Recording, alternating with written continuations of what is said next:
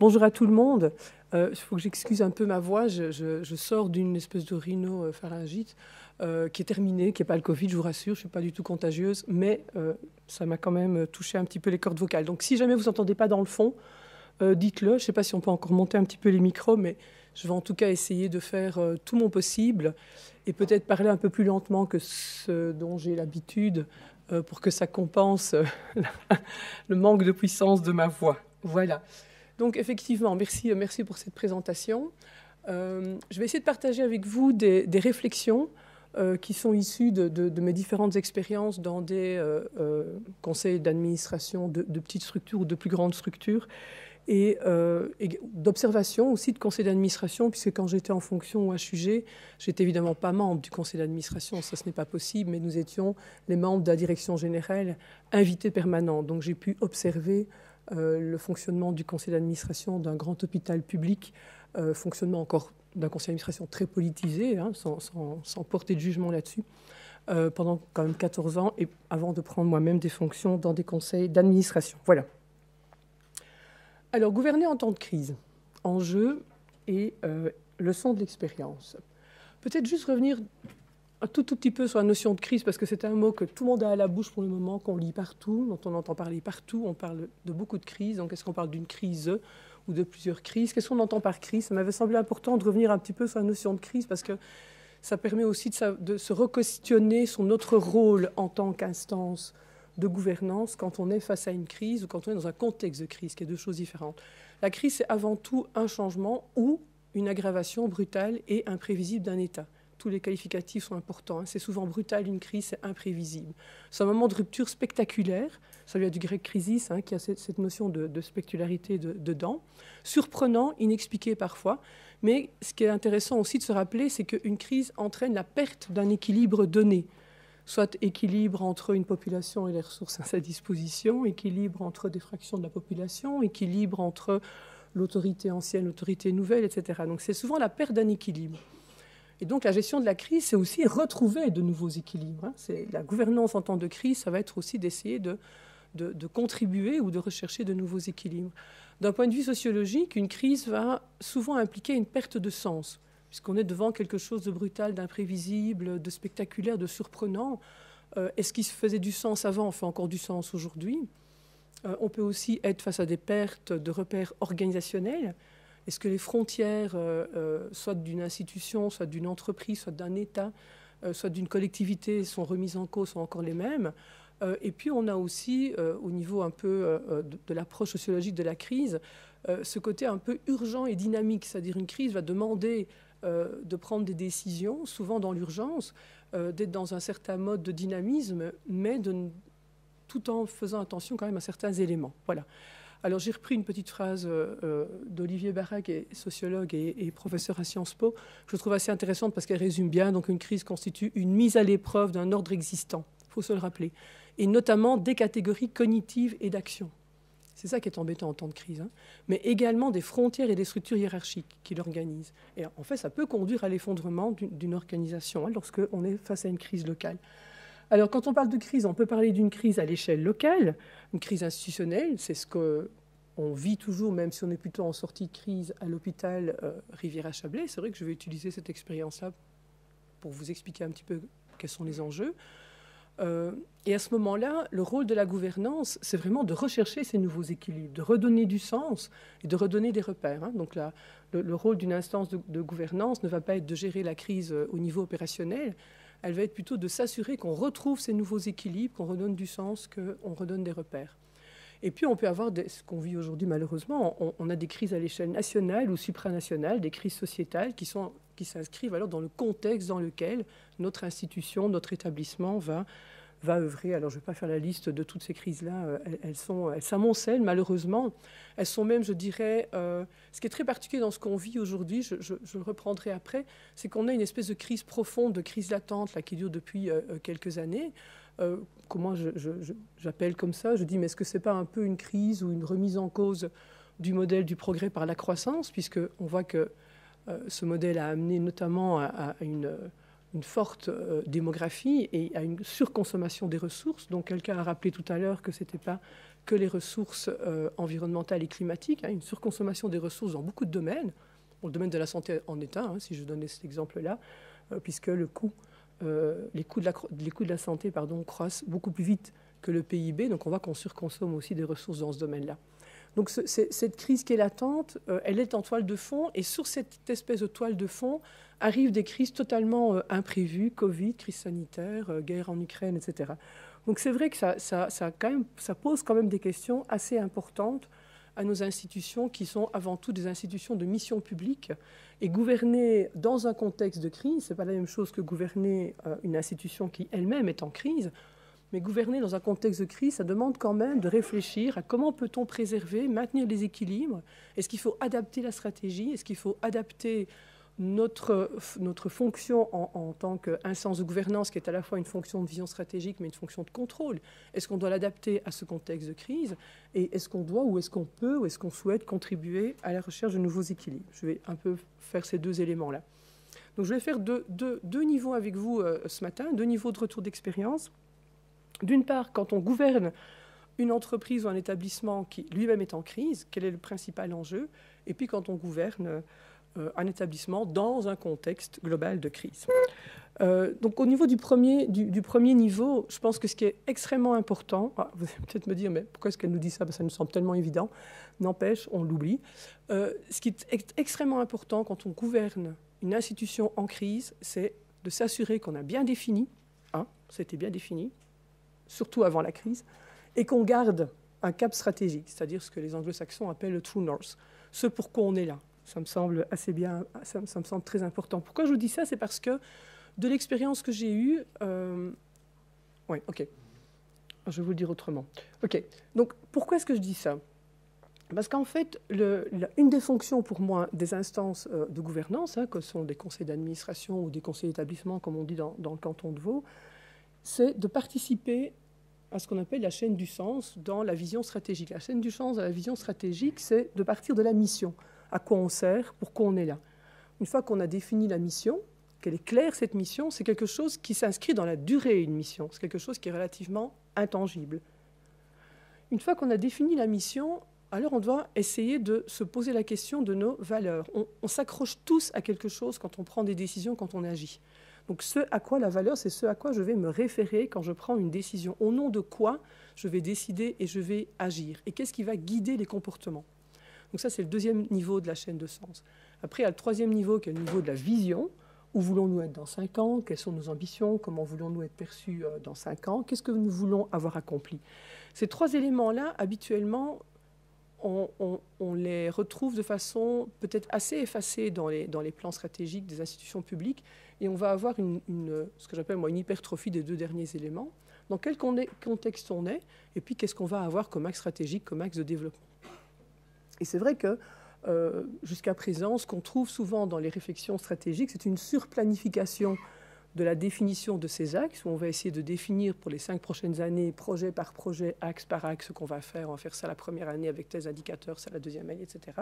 Et puis parfois, on oublie un peu de se reposer la question des fondamentaux, notre mission, nos valeurs, nos visions, qui sont des éléments de cap très importants quand on est en situation de crise. Parce que c'est à ça qu'on va se raccrocher. Et quand on pose la question du sens, on va redonner du sens parce qu'on va se raccrocher à ça. Et donc, ce qui veut dire que la chaîne du sens, pour moi, en temps de crise, c'est d'une part réaffirmer et formaliser les éléments intangibles qui sont la mission et les valeurs. La mission ne devrait pas changer. Ce n'est pas parce que l'hôpital est en crise que l'hôpital va changer sa mission d'utilité publique qui est de contribuer à la santé de la population et de prendre les patients en charge le mieux possible. Cette mission-là, elle reste et elle doit rester.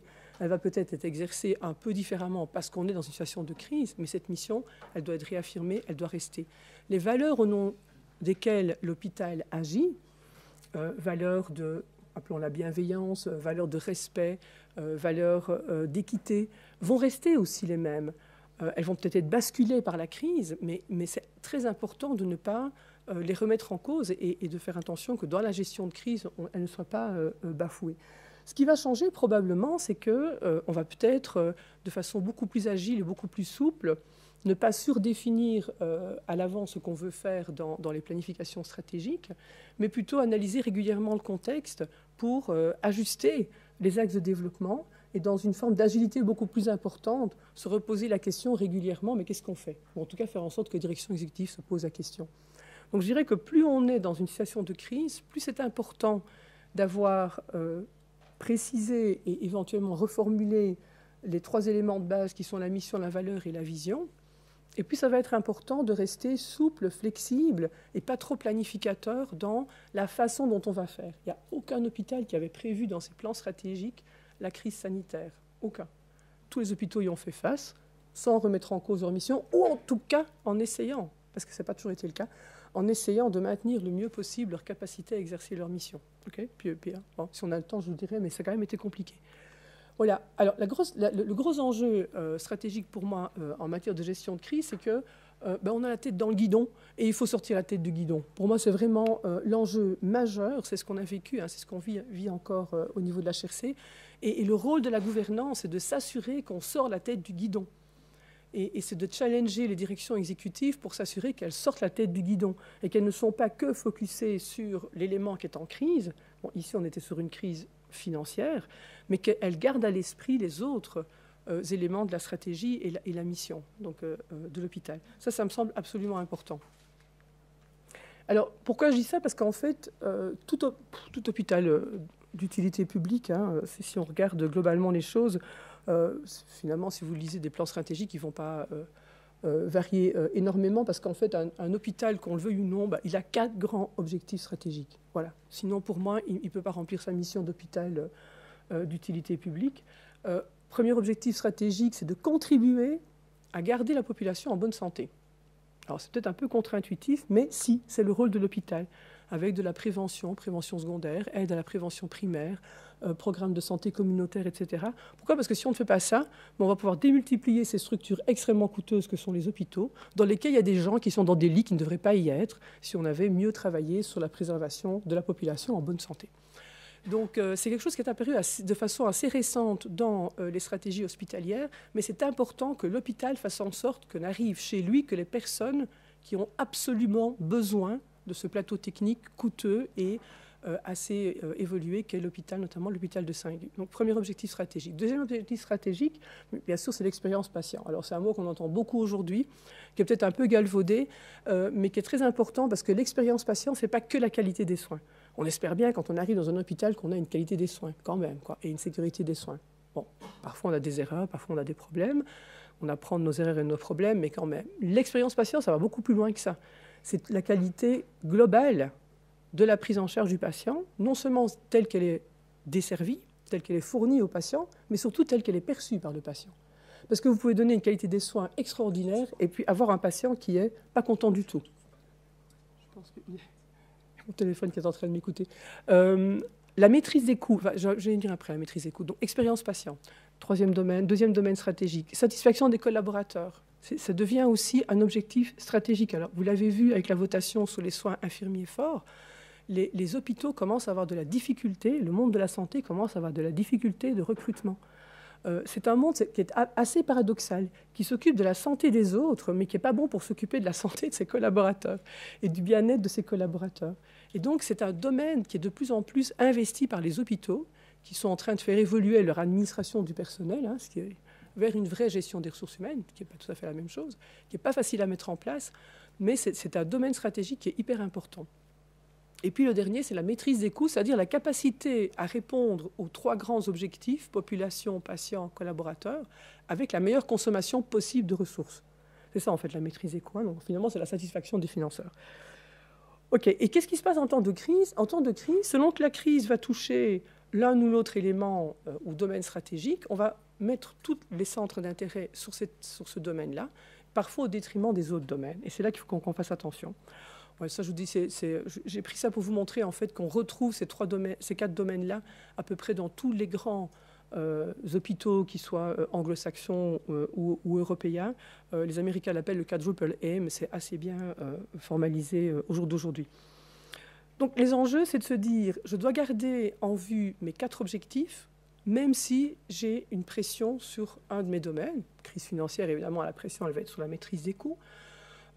Et puis, il faut aussi anticiper les impacts, c'est-à-dire faire attention à ne pas prendre des décisions de maîtrise des coûts qui vont être contre-productives par rapport à mes autres objectifs, c'est-à-dire qui vont entraîner des pertes de sens pour les collaborateurs, mettre sous pression des collaborateurs, réduire des équipes sans modifier du fonctionnement et donc mettre des gens vraiment dans des grosses difficultés d'activité, de peut-être moins répondre aux enjeux de santé de population, etc. Donc c'est vraiment les deux éléments à avoir à l'esprit.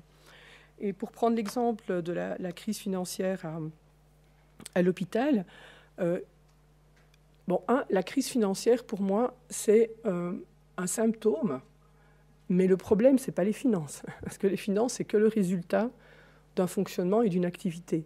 Si les choses fonctionnent bien et si l'activité fonctionne bien, normalement, les finances devraient refléter ça, donc elles devraient bien aller aussi.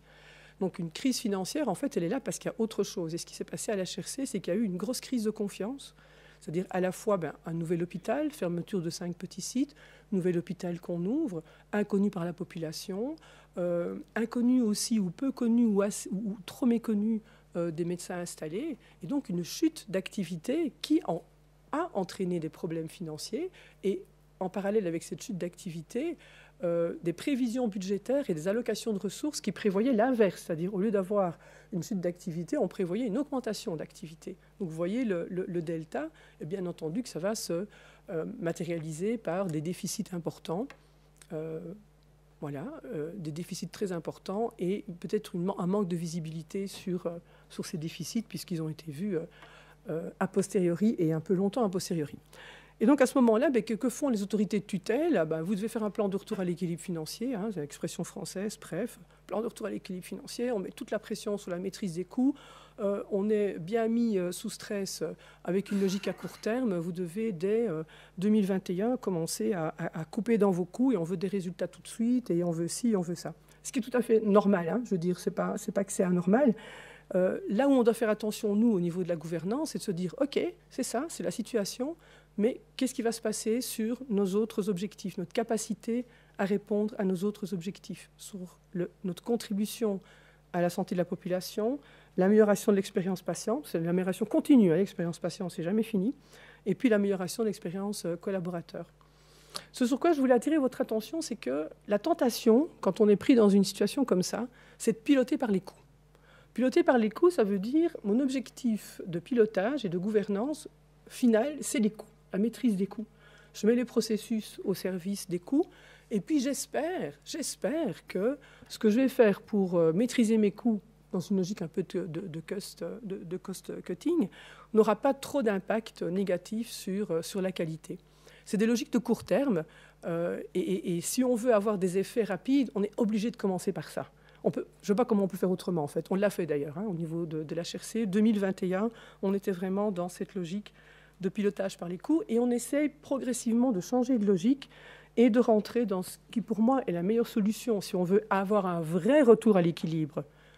Et certes, équilibre financier, mais un retour à l'équilibre global. C'est vraiment de rentrer dans une logique de pilotage par la qualité. Alors, il n'y a pas que dans le domaine de la santé que ça a été prouvé, mais dans le domaine de la santé, on a maintenant suffisamment d'études, ce sont surtout des études nord-américaines, qui montrent qu'en fait, quand on met la qualité en ligne de mire, en objectif principal, la qualité, attention, il faut la définir correctement, parce qu'on a souvent en Suisse, notamment dans la culture suisse, tendance à faire de la surqualité. La qualité, ce n'est pas la surqualité, attention. La qualité, ce n'est pas le zéro risque. Des risques, il faut toujours en prendre. La qualité, c'est de faire ce qui est juste, bien, pertinent, pour le patient, pour les collaborateurs, pour la population. Pas plus, pas moins. Un patient ne demande pas nécessairement à avoir, quand il arrive aux urgences, un examen, une radio, un scanner, un IRM.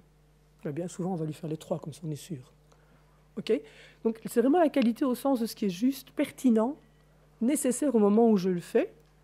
C'est la recherche du zéro défaut. C'est la capacité à apprendre des erreurs, à ne pas les reproduire. Dieu sait si on en a vu se reproduire. C'est ça, c'est dans ce sens-là la qualité. C'est évidemment une démarche de long terme parce que ça demande de revisiter les processus. Et la qualité, quand on parle de qualité et qu'on la met en ligne de mire, ce n'est pas que la qualité des soins, c'est la qualité de tout, de la logistique, de l'administration, de la gestion des ressources humaines, etc. C'est la qualité globale, c'est la recherche de performance, en fait, d'excellence. Si on fait ça, on va mettre les processus au service de la qualité.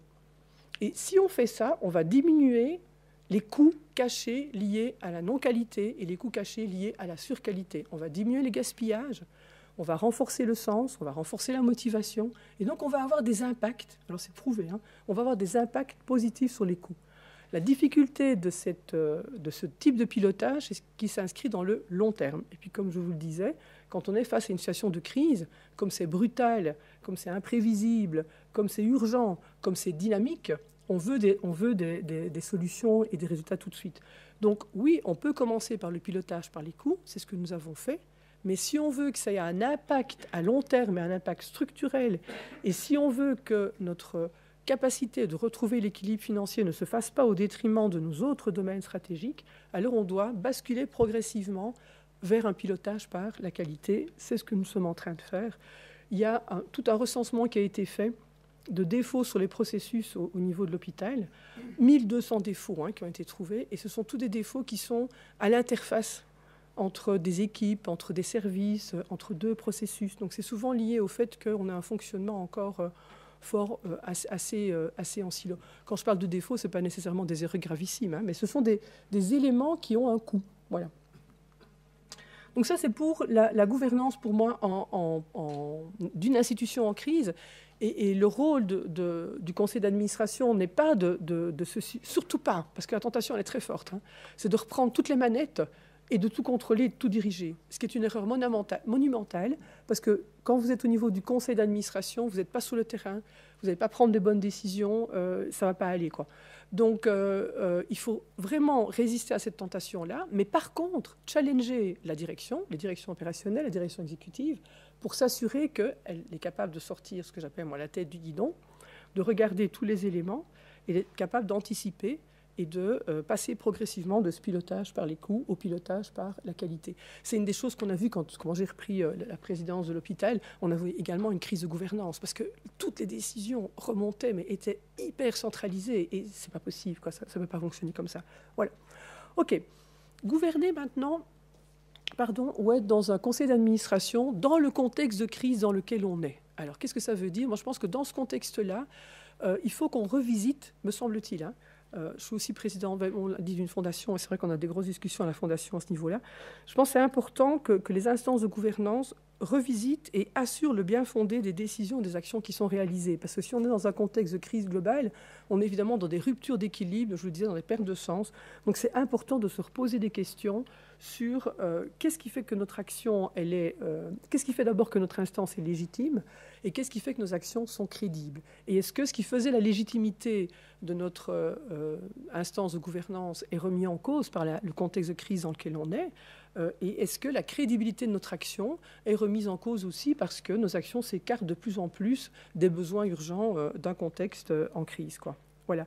Je pense que ces deux questions-là, elles sont valables pour tout type d'instances de gouvernance, que ce soit une entreprise publique, que ce soit une administration publique, que ce soit une fondation d'utilité publique, etc.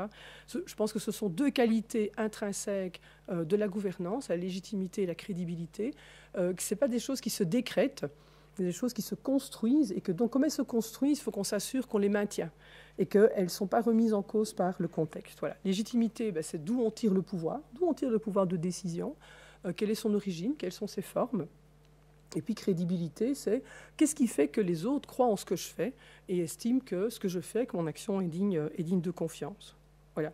La légitimité, pourquoi je vous en parle, c'est parce que dans cette crise globale que nous vivons là et dont on sent quand même des effets assez importants, notamment au niveau de la société, on voit qu'il y a un peu une crise de confiance, on voit qu'il y a une remise en cause des anciennes légitimités. On l'a vu en matière de crise sanitaire Covid, la légitimité de l'expert qui était remise en cause. On voit évidemment, alors vous me direz que c'est manipulé, ça c'est clair, c'est manipulé, c'est lié aussi à la puissance des réseaux sociaux et à l'utilisation malheureusement des réseaux sociaux pour faire passer certaines idées, notamment complotistes, etc. Mais on voit quand même que ça a un impact et qu'il y a des questions qui se posent. Donc on a le sentiment aujourd'hui que la légitimité se gagne de moins en moins par le statut, le pouvoir ou l'expertise, surtout si le statut, le pouvoir et l'expertise s'écartent ou donnent le sentiment de s'écarter des personnes qu'on est en train de gouverner. D'où l'importance de se reposer la question, mais finalement, sur quoi repose ma légitimité? Si je suis sur un conseil d'administration politisé, ma légitimité, elle repose sur le fait que je représente un parti politique ou une idéologie politique. Est-ce que ça fait encore du sens? Est-ce que c'est encore suffisant pour que les gens estiment que je suis en capacité de prendre des bonnes décisions? On reconnaît que j'ai du pouvoir, donc que je peux prendre des décisions. C'est ça la légitimité. Crédibilité, ça renvoie à la question de l'intégrité et de la transparence. Sébastien Fanti nous en a parlé tout à l'heure. C'est extrêmement important. On peut être légitime et avoir des actions qui ne sont pas considérées comme crédibles parce que les gens ne comprennent pas pourquoi on fait ça. Ce n'est pas qu'on remet en cause notre légitimité, c'est qu'on dit mais pourquoi est-ce qu'ils font ça? D'où ça vient? Et donc la transparence, l'intégrité, l'ouverture, l'écoute sont des éléments importants pour maintenir la crédibilité. Les questions qu'il faut se poser, c'est nos intentions stratégiques sont-elles en phase avec les besoins? C'est quoi la pertinence de mon action? Et c'est vrai que dans des contextes de crise, il faut se reposer la question. Nos engagements sont-ils respectés, sont-ils atteints? Ça, c'est l'efficacité de l'action. Et puis, nos engagements sont-ils socialement responsables? Sont-ils justes? Sont-ils cohérents avec le monde en crise dans lequel on est, avec la recherche de sens, avec la perte de repères, etc. Voilà. Donc, c'est vraiment de s'interroger sur les fondements de la confiance qui nous est faite. On a quand même un rôle important dans les instances de gouvernance. Je pense que c'est important de se questionner là-dessus. Et la croyance dans nos actes. Je pense qu'il y a deux leviers. Je vais pas, il me semble que je dépasse l'heure. Je crois qu'il y a deux leviers importants au niveau de la légitimité, de la crédibilité, dont on parle encore beaucoup, dont on a beaucoup parlé ces dernières années, notamment dans le domaine public, puisque c'est d'ailleurs un peu des conditions, mais c'est la première question que j'ai posée quand on m'a approché au moment où j'ai annoncé que j'allais quitter la HUG, donc je n'avais pas encore quitté, pour reprendre la présidence donc, de la HRC. J'ai dit oui, mais comment va être composé le futur conseil d'administration? Parce que moi, je fais partie des personnes qui pensent qu'on doit mettre des compétences. Fanti l'a redit, c'est exactement la même chose dans le domaine de la santé, je peux vous dire. Le monde dans lequel on vit est tellement compliqué et complexe qu'on ne peut pas avoir toutes les compétences, mais il faut quand même essayer d'en réunir. Et on doit aussi réunir des gens qui sont capables de dire là, franchement, ça dépasse mes compétences, je dois aller chercher un avis d'expert. Donc c'est la première question que j'ai posée, et on m'a dit oui, on est en train de professionnaliser le conseil d'administration. Ce ne sera plus un conseil d'administration politisé. Ça ne veut pas dire que les politiques ne sont pas compétents, attention, mais parce que vous choisissez la personne parce qu'elle représente un parti, vous ne la choisissez pas parce qu'elle a une compétence. Ce n'est pas la même chose pour moi. Donc professionnaliser, ça c'était la première chose. Et puis, premier levier, donc ça pour moi c'est hyper important. Deuxième levier, c'est la diversité. Si vous voulez rester légitime et crédible, mais que votre conseil d'administration il est totalement homogène et il ne représente qu'une petite partie de vos parties prenantes, vous allez avoir des problèmes à terme de légitimité et de crédibilité. D'où la question de la diversité. Alors très rapidement sur les deux questions. La professionnalisation, en fait, c'est de se dire, mais finalement, quelle est la cartographie des compétences essentielles dont j'ai besoin? Ça peut être des compétences fonctionnelles, ça peut être des compétences sectorielles, ça peut être des compétences personnelles, mais c'est important de se poser la question de quelles compétences j'ai besoin. On ne pourra jamais les avoir toutes autour de la table, mais il faut avoir les compétences essentielles, et comme je vous dis, la capacité de se dire, par exemple, nous, sur notre conseil d'administration, on n'a pas d'informaticien. Aujourd'hui, on n'a pas cette problématique qu'évoquait Sébastien Fanti au niveau de l'informatique, parce que ça se gère autrement et on a une association de tous les hôpitaux vaudois qui ont mis ensemble leurs ressources pour gérer l'informatique. Ça ne veut pas dire qu'on n'a pas des soucis, mais ça se fait à ce niveau-là. Mais par contre, ce qu'il a décrit en informatique, nous l'avons vécu dans le domaine de la construction, puisqu'il y a eu des énormes projets de construction, il y en a encore, et c'est exactement la même chose, la problématique de la proximité, de la non-régulation des marchés, de se faire balader par des prestataires, enfin bref. Donc voilà. Ce qui est très important aussi dans la professionnalisation, et puis là je vous avouerai franchement que je n'ai pas réussi, mais j'ai pas, je reviendrai à la charge. Je pense qu'il y a un bon moment pour amener des idées. Il y a des moments où des idées ne passent pas, et puis il faut les garder quand c'est des bonnes idées, puis on les ramène à un meilleur moment. Il faut essayer de voir comment on arrive à concilier et à coupler ce qu'on va appeler les savoirs experts. Donc j'ai des experts de certains domaines sous mon conseil d'administration. J'ai un expert des finances, j'ai un expert RH, j'ai un expert juridique, j'ai un expert médical, j'ai un expert informatique, voilà. Mais aussi les savoirs ordinaires. Et puis le savoir ordinaire dans le domaine de la santé, c'est le savoir du patient. Moi, je rêverais d'avoir 1 ou 2 patients dans les instances de gouvernance pour avoir ce couplage des savoirs, pour éviter et garder de la légitimité et éviter les dérives que peuvent amener, je ne dis pas que ça les amène nécessairement, mais les dérives que peut amener cette situation où les sachants continuent à être persuadés qu'ils savent ce qui est bien pour l'autre. Mais on peut s'écarter progressivement de savoir ce qui est bien pour l'autre. Okay, donc, couplage des savoirs experts et savoirs ordinaires, je pense que c'est une expression de Michel Foucault, ça, savoir expert, savoir ordinaire. Il avait écrit des trucs là-dessus qui étaient assez intéressants. OK, donc mesure de la fiabilité, feedback, boucle de rétroaction, etc. Et puis, dans la professionnalisation, toute la question de la déontologie. Je pense que dans les institutions publiques, c'est hyper important. Donc, c'est-à-dire être très clair sur les règles de déontologie. Donc, d'une part, s'assurer que les personnes qui sont membres d'un conseil d'administration sont là d'abord pour défendre l'intérêt commun, donc l'intérêt public, la mission publique que l'on a, et non les intérêts particuliers. Et puis, parce que ça arrive, hein, ça peut toujours arriver, s'assurer qu'on a soit des chartes, soit des règlements qui sont très clairs en matière de conflit d'intérêts, parce que c'est inévitable, on ne peut pas les éviter. Ce qu'il faut, c'est savoir comment on les gère. Diversité, je terminerai rapidement avec ça. Pour moi, c'est un enjeu important des instances de gouvernance parce qu'on a une tendance naturelle à composer l'organe avec des personnes qu'on connaît et qui partagent donc les mêmes références et les mêmes idées. Même quand on professionnalise les conseils d'administration. Tiens, tu ne connaîtrais pas quelqu'un? Ben oui, mais je connais quelqu'un de mon réseau. Quelqu'un qui est dans mon réseau, c'est quelqu'un avec qui j'ai étudié ou c'est quelqu'un que j'ai déjà côtoyé. Donc on a en fait tendance un peu à l'homogénéité. D'accord ? Et donc, comme on va avec un rôle plus important, puisqu'on professionnalise de l'expertise et de la compétence, on peut introduire progressivement, si on ne fait pas attention à la diversité, des biais culturels et cognitifs. C'est-à-dire que tout le monde pense la même chose. Donc, j'ai plus de regard externe. J'ai plus de regard qui challenge un peu. Et ça peut m'amener à être en déphasage avec ce qu'on attend de moi, avec la fameuse crédibilité. Okay, et donc, cette diversité cognitive... elle doit être mise en résonance avec la communauté de référence, c'est-à-dire se dire, mais finalement, c'est qui mes grandes parties prenantes et est-ce que j'ai suffisamment de diversité par rapport à ces parties prenantes-là pour éviter les biais cognitifs et pour m'assurer que je reste en résonance cognitive avec mes parties prenantes. Et je vous dis, dans le domaine de la santé, ben non, il y a un grand absent de nos structures, c'est le patient. C'est quand même incroyable, mais c'est comme ça. Mais je pense que c'est vrai dans d'autres domaines aussi. Et puis, je voulais juste partager, c'est pas moi qui ai dit ça, hein, je me rappelle, mais je n'ai pas retrouvé le nom du gars, je l'ai vite noté, puis j'aurais dû faire une photo pour avoir le nom de la personne qui a dit ça. Mais il y a quelqu'un qui a dit, attention, il y a une différence entre diversité, c'est un fait. Donc la diversité, elle existe. Il suffit qu'on regarde ici dans la salle, hein, il y a une diversité, elle existe. Mais quand on met de la diversité dans un conseil d'administration, c'est une inclusion, ça c'est un choix. C'est-à-dire, je vais mettre quelqu'un qui représente un autre avis que le mien, qui a un autre regard que moi, mais en lui donnant le même pouvoir et la même crédibilité que ce que moi j'ai. Parce que bon, moi, je l'ai vécu en tant que femme, hein, puisque j'appartiens quand même à une génération qui a dû beaucoup batailler pour arriver où elle est aujourd'hui. Mais moi, ça m'est arrivé d'être la femme de service, parce qu'il fallait bien mettre une femme pour montrer qu'on féminisait. Mais chaque fois que j'ouvrais la bouche, on s'en foutait royalement de ce que je disais, quoi. Ça, c'est de la diversité, c'est pas de l'inclusion.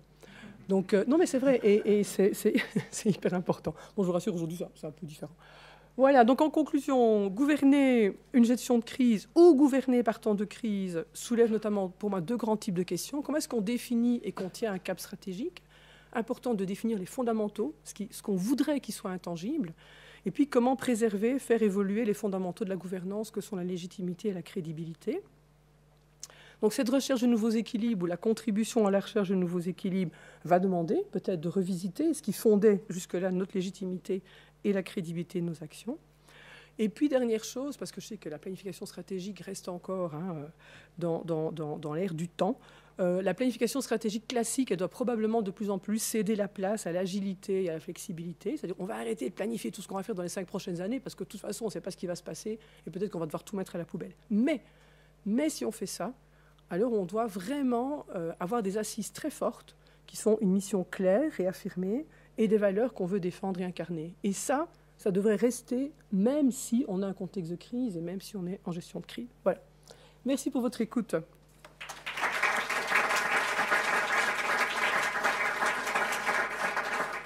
Merci beaucoup pour cette présentation passionnante. Moi, avant de passer la parole au public, j'ai quand même une question particulière à demander. J'ai été surpris que tout au long de cette présentation, un des stakeholders de l'hôpital... L'assureur. Alors, non, je n'ai pas posé à l'assureur. Je suis assureur. Un des stakeholders de l'hôpital n'a pas été mentionné. Au fond, quand on change de paradigme, on change de gouvernance, est-ce que ce stakeholder ne devrait pas être aussi au premier plan?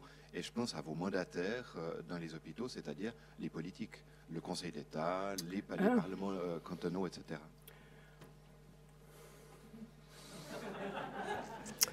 Pour moi, ce n'est pas un stakeholder, c'est le propriétaire. Ce n'est pas la même chose. Les cantons sont propriétaires des hôpitaux publics. Donc, ils doivent jouer le rôle du propriétaire, en fait. Alors, ils désignent les membres, en tout cas. C'est ce qui se fait dans notre hôpital à nous, et c'est ce qui se faisait au HUG aussi, dans la plupart des hôpitaux publics. Ce sont les conseils d'État qui désignent les membres des conseils d'administration.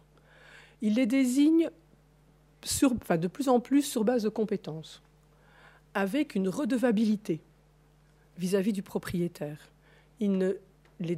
On a une forme d'autonomie d'action, c'est-à-dire on n'est pas là pour représenter un conseiller d'État, on est là pour agir en fonction de la mission et s'assurer que notre mission, elle va être exercée. C'est ce que je veux dire. Donc, moi, je ne suis pas persuadée, je ne sais pas, c'est une bonne question, je ne suis pas persuadée. Alors peut-être qu'on est passé d'un extrême à l'autre, puisqu'avant c'était que des représentants du politique. Mais par contre, on a des dispositifs, des rencontres avec les 2 conseillers d'État formels, une commission intercantonale de contrôle, où là, la députation vient nous voir. Donc, je pense que ça se fait plutôt par ces axes-là. Et puis, de toute façon, chaque personne est mandatée par le Conseil d'État. Je pense que ça se fait comme ça. Je crois que tu allais plutôt me parler des collaborateurs, parce que ça, c'est une autre question qui est de plus en plus soulevée dans les parties prenantes, et notamment les médecins sont très demandeurs. Donc, là aussi, il y a des réflexions. Oui, mais si on le fait, pourquoi? C'est comme le patient, en fait. Donc, ce sont des réflexions qui sont en cours. Voilà. Y a-t-il des questions dans l'Assemblée? Alors, au fond, comme d'habitude. Au revoir. Voilà, merci pour cette brillante présentation. J'ai juste une question à poser. Vous savez que dans toute entreprise, qu'elle soit publique ou privée, il y a toujours la notion de gestion des encours, gestion de l'existant et gestion du futur. C'est-à-dire que vous êtes confronté à ce qui existe, il faut maintenir ce qui existe. Il y a des projets en cours et il y a des trucs futurs. Mais quand il y a des crises majeures ou des crises telles, où est-ce que vous mettez le curseur? Je vous donne cet exemple parce que souvent dans les hôpitaux, quand on a crise Covid, on dit les opérations sont mises de côté, c'est d'abord les Covid. Donc, oui, tout à fait. Une analogie. Tout à fait. Vous avez entièrement raison. Enfin, moi, j'ai pris l'exemple des finances, mais j'aurais pu prendre l'exemple du Covid.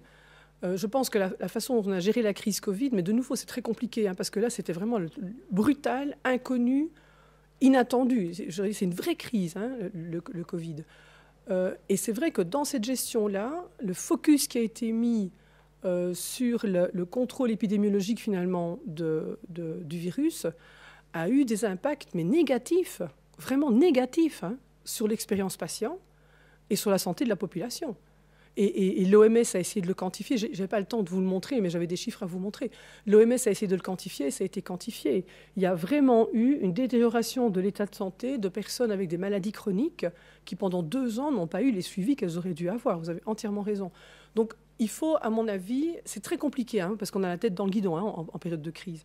Donc, je pense que la première chose, c'est qu'il y ait quelqu'un, quelque part, qui dise « Ok, c'est bien beau tout ça, mais faisons attention à ce qu'on fait ».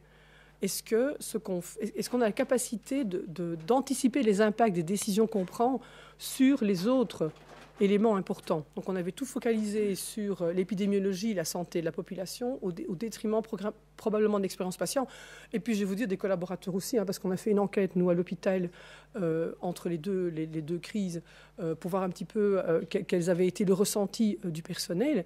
Et on s'est rendu compte qu'on aurait dû faire des choses en termes de management d'équipe de terrain qui n'avaient pas été faites, qui ont été mises en place après. Donc voilà, on apprend. Moi, je vous dirais 2 choses. Est-ce qu'on est capable, en période de se reposer des questions? Quel est l'impact des décisions qu'on prend sur nos autres domaines stratégiques? Et puis surtout, est-ce qu'on est capable de faire une évaluation la plus transparente possible? Je sais que c'est très compliqué au niveau du Covid. Alors, les cantons ont commencé, mais vous avez vu ce qu'il en sort, quoi. Moi, je trouve que c'est un peu, par rapport aux vrais enjeux, je trouve que ce n'est pas extrêmement intéressant ce qui ressort, mais bon, quand même, de l'évaluation qu'a fait la CDS. Est-ce qu'on est capable d'évaluer, de se dire, mais ça, on aurait pu faire autrement, ou est-ce qu'on aurait dû le faire autrement? Qu'est-ce qu'on fait la prochaine fois? Moi, je pense que c'est ces deux éléments-là, si ça répond à votre question. Hein.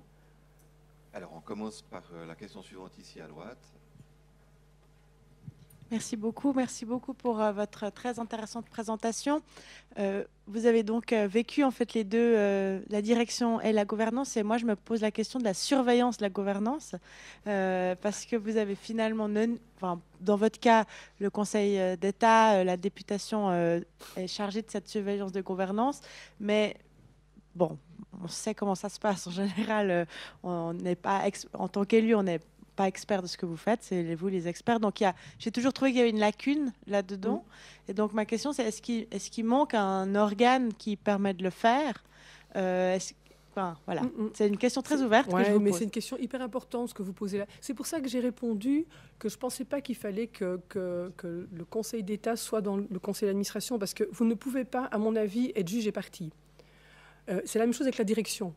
Des situations, alors je pense qu'il y en a de moins en moins, mais on en voit encore peut-être dans les PME, des situations où on a une personne qui est à la fois dans le conseil d'administration avec un rôle décisionnel et à la fois dans une direction exécutive avec un rôle décisionnel, c'est pas bon, vous ne pouvez pas vous contrôler vous-même.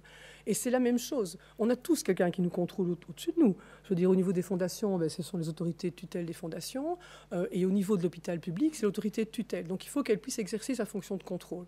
Maintenant, la question que vous posez, et ça rejoint ce que Fanti disait, et c'est la même chose qu'on se pose au niveau du conseil d'administration, est-ce qu'on a toutes les compétences pour exercer notre contrôle de la façon la plus efficace possible? Et là, moi, je pense qu'il faut faire preuve vraiment d'humilité. Il faut pouvoir se dire, non, là, ça me dépasse, je dois aller chercher un avis. Je pense que c'est quelque chose qu'on a de la peine à faire, parce qu'on a le sentiment, une fois qu'on est dans ces fonctions-là, qu'on doit tout savoir. Mais ce n'est pas possible de tout savoir, et ça l'est de moins en moins. Donc je pense qu'il faut savoir ce qu'on ne sait pas, en fait, et avoir l'humilité de se dire, ça, je ne sais pas. Voilà. Alors je ne sais pas, au niveau politique, c'est peut-être un peu plus compliqué. Je ne sais pas, en fait. Parce que l'HRC avait tous les trucs de contrôle existaient. Tous les trucs de contrôle existaient. Tous les 6 mois, devoir présenter la situation, notamment financière, à une commission interparlementaire de contrôle, et puis en avril 2020, on s'aperçoit que le déficit 2019, il est 5 fois plus important que ce qui avait été annoncé pendant toute l'année 2019. Donc, ils étaient là, les contrôles. Ils existaient, mais peut-être effectivement pas avec le niveau, je sais pas, de transparence ou de compétence. Et une question de transparence aussi. Je pense que c'est extrêmement important de la part du gouverné d'être transparent, de dire, écoutez, là, on va avoir un dépassement. Je vous l'annonce dès maintenant. Je ne vais pas le cacher, je ne vais pas le mettre en dessous de la table. Je vous l'annonce. Il est lié à ça, ça, ça. Sachez qu'on fait ça, ça, ça pour essayer de le diminuer. Mais voilà ma situation. Je pense qu'il vaut beaucoup mieux faire ça que de rassurer le politique en disant, écoutez, tout va bien. Et puis finalement, ça ne va pas, quoi. Ça, je crois que c'est la pire chose. Hein. Enfin, je pense. Je suis malheureusement obligé d'interrompre la discussion et de ne pas prendre les questions suivantes. On aura l'occasion, j'espère, d'en parler pendant le lunch. Oui. On n'arrivera autrement pas à tenir notre horaire de ce matin. Merci infiniment, Brigitte Rorive, pour cette présentation. Avec plaisir.